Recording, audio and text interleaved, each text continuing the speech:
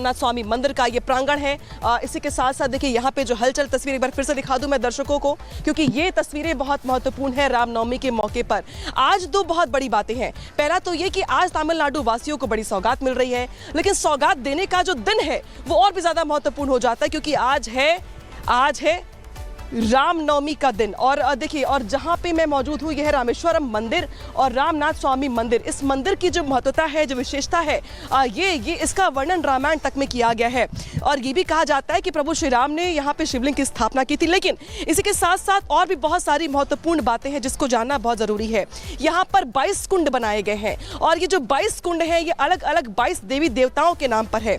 और ऐसा माना जाता है कि जो लोग 4 धाम की यात्रा करना चाहते हैं, 4 धाम यात्रा में चूंकि ये है, तो यहाँ पर जो लोग आते हैं उन्हें पहले 22 कुंडों में स्नान करना होता है। और उन कुंडों के नाम जो है सरस्वती लक्ष्मी से लेकर के इसके अलावा गया, गंगा, यमुना, सरस्वती अलग अलग देवी देवताओं के नाम पर भी हैं। और इसीलिए पहले लोग जो भी श्रद्धालु यहाँ पर आते हैं उन 22 कुंडों में स्नान करते हैं और 22 कुंडों में स्नान करने के बाद ही वो ज्योतिर्लिंग पे दर्शन करने के लिए जाते, रुद्राभिषेक करते हैं, पूजा अर्चना करते हैं।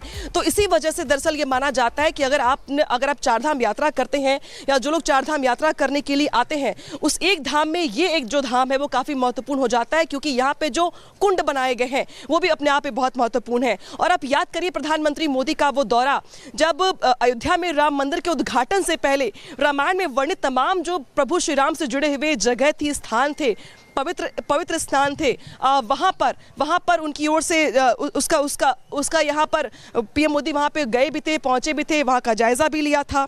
और देखिए जिस तरीके से बड़ी खबर निकल के सामने आ रही दरअसल वो ये भी है कि श्रीलंका से रामेश्वरम आते वक्त पीएम मोदी ने राम सेतु को देखा है, राम सेतु का मुआयना किया है। अपने विशेष विमान में मौजूद थे पीएम मोदी और जैसे ही वो श्रीलंका से रामेश्वरम के लिए रवाना हुए वैसे ही पीएम मोदी ने यहाँ पर राम सेतु देखा। पीएम मोदी ने बाकायदे जो उसका वीडियो है वो अपने एक्स प्रोफाइल पर भी शेयर किया और ये भी लिखा कि राम सेतु के दर्शन का सौभाग्य मिला है। श्रीलंका से लौटते वक्त राम सेतु देखा, जब सूर्य तिलक हो रहा था उसी समय राम सेतु देखा गया पीएम मोदी की ओर से। यानी कि जब अयोध्या में सूर्य तिलक हो रहा था प्रभु श्री राम का, उसी वक्त पीएम मोदी विमान में मौजूद थे और पीएम मोदी की ओर से राम सेतु देखा गया।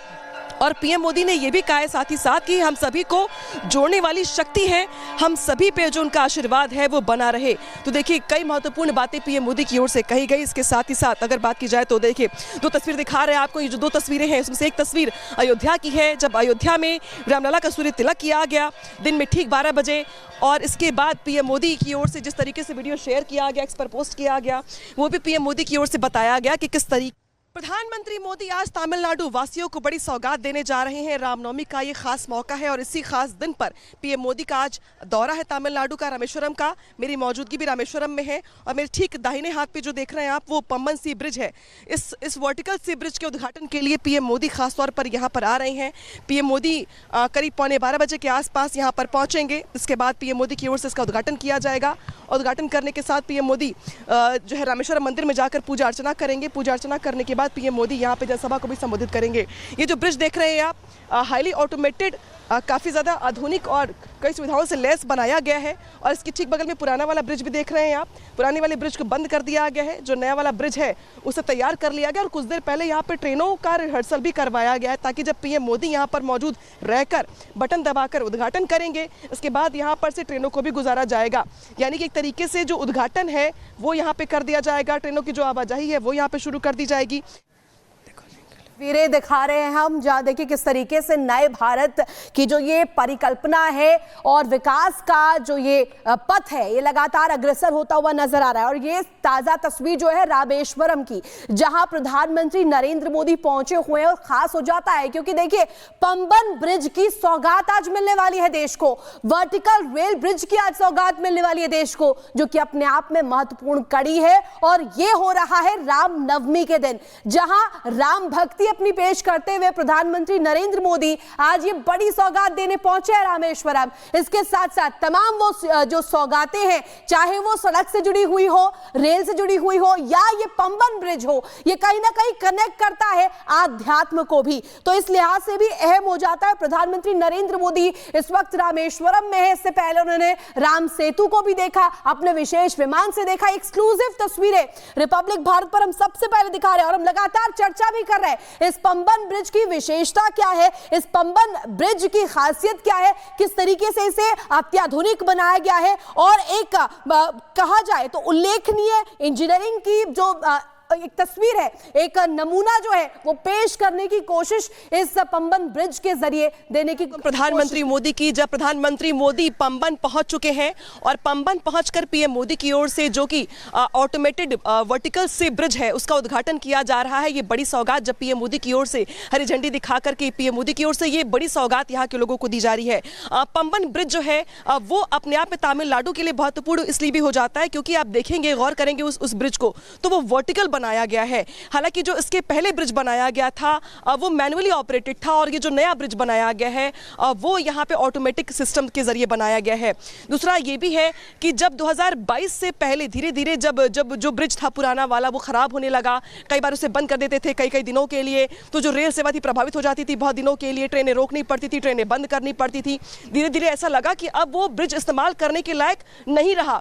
इसके बाद ये स्ट्रैटेजी बनाई गई कि हम उसी तर्ज पर एक ऐसा ब्रिज बनाएंगे जो कि रेल सेवाओं को बढ़ावा देगा, लेकिन वो नया जो ब्रिज होगा वो पुराने ब्रिज से काफी ज्यादा हाईटेक होगा, काफी आधुनिक होगा, मॉडर्न होगा और हाईटेक टेक्नोलॉजी से लेस होगा। और जिस तरीके से देखिए पीएम मोदी मौजूद हैं रामेश्वरम में और पीएम मोदी की ओर से स्थानीय लोगों से मुलाकात की जा रही है और मुलाकात करने के साथ साथ यहाँ पर पीएम मोदी जो है वो लोगों से मुलाकात करने के साथ साथ लोगों से मुखातिब भी होंगे, जनसभा को भी संबोधित करेंगे पीएम मोदी। फिलहाल पीएम मोदी पंबन ब्रिज पर मौजूद हैं और जो ब्रिज है हालांकि इसके बगल में अगर आप देखेंगे तो 2-3 चीज़ें आपको खास दिखाई देंगी। एक तो पंबन गाँव जो कि पूरा का पूरा इलाका ही पंबन का है, समुद्र किनारे का इलाका है वो, जहाँ पे ज़्यादातर मछुआरे रहते हैं।